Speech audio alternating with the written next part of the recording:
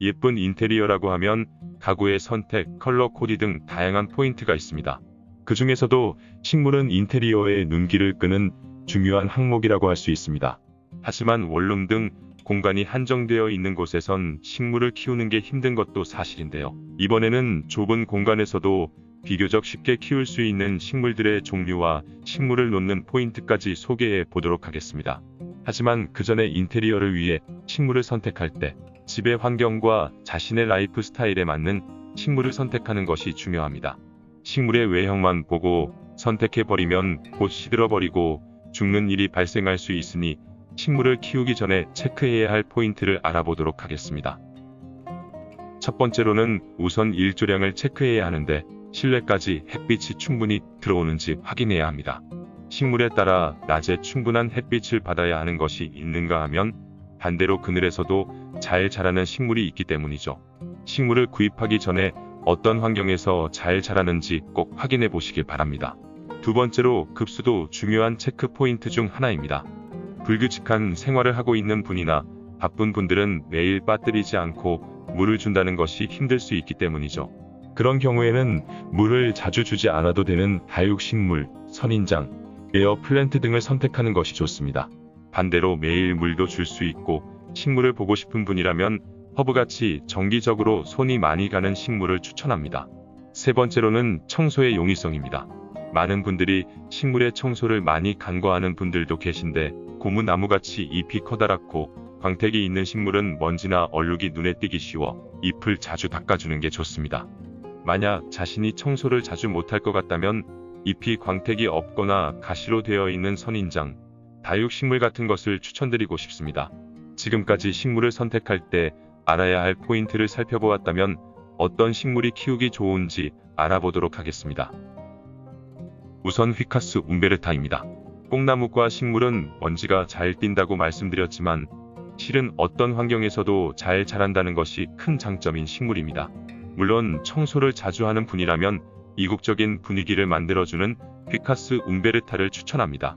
다음으로는 밤낮으로 표정이 바뀌는 에버프레시입니다. 좁은 잎이 매력적인 에버프레시도 인테리어로 좋은 식물입니다. 동남아에서 서식해 추위에는 약하지만 실내 창가에 놓아두면 추운 겨울에도 잘 자랍니다.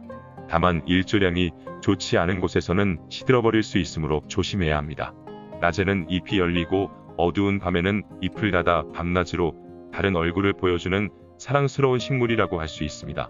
포토스는 햇빛도 많이 필요 없고 급수는 흙이 마르면 주면 되는 정도이기 때문에 생활이 바쁜 분들도 키우기 쉬운 식물이라 추천합니다. 손이 잘 안 가는 것을 키우고 싶은 분들은 선인장과 다육식물이 최고인 것 같습니다. 다육식물은 직사광선이 닿지 않는 곳이 좋은 동시에 밝은 장소에 두지 않으면 시들어버릴 수 있어 적절한 공간에 배치하는 것이 중요합니다. 또한 선인장은 추위에 약해 겨울에는 난방에 신경을 기울여야 하는 노력이 필요합니다. 식물은 키우고 싶지만 화분은 놓기 싫은 분이라면 에어 플랜트도 추천합니다. 에어 플랜트는 흙이 필요 없고 공기 중의 수분으로 성장하기 때문에 기본적으로 관리가 편합니다. 따라서 작은 트레이에 올려놓거나 조명기구에 감아놓는 등 다양한 연출로 인테리어를 즐길 수 있습니다. 다만 물을 전혀 줄 필요가 없다는 것이 아니라 일주일에 2에서 3회는 분무기로 뿌리에 물을 뿌려 주어야 합니다. 요리를 좋아하는 분들이라면 허브류도 추천합니다. 허브류는 정기적으로 물을 주어야 하지만 싹이 나고 성장이 빨라 키우는 재미가 있는 식물이기도 합니다. 키울 만한 식물을 알아보았다면 다음은 배치 장소를 결정해야겠죠. 좁은 방의 경우에는 생활에 방해가 되지 않는 것도 포인트인데 여기에서는 좁은 공간에 식물을 배치할 아이디어를 가져와 보았습니다. 큼직한 식물을 놓으려면 죽은 공간에 배치하는 게 제일 좋은데 방 모서리나 가구와 가구 사이 등 동선에 영향이 없는 장소에 두면 좁은 공간에서도 방해를 받지 않아 좋습니다. 집이 좁아 식물은 고사하고 가구조차 배치하기 힘든 경우라면 조명과 함께 천장에 걸어보는 것도 추천합니다. 특히 에어 플랜트는 화분이 필요 없어 천장에 매달아 키우기 좋은 식물입니다. 허브류나 선인장 등 작은 화분을 많이 기르고 싶은 분이라면 빈 벽을 활용하는 것도 추천합니다. 벽에 걸어서 키울 때는 잦은 급수로 인해 벽이 더러워질 수 있으니 물을 적게 주는 식물이 좋을 것 같습니다. 테이블이나 선반, TV 옆 등 작은 화분을 두는 것은 가장 일반적이면서도 좋은 방법인 것 같습니다.